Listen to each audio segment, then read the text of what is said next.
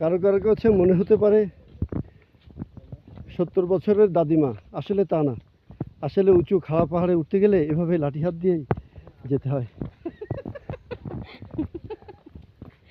কারণ এর নিচ অনেক। একবার উপরে ওঠা, একবার নিচে নামা।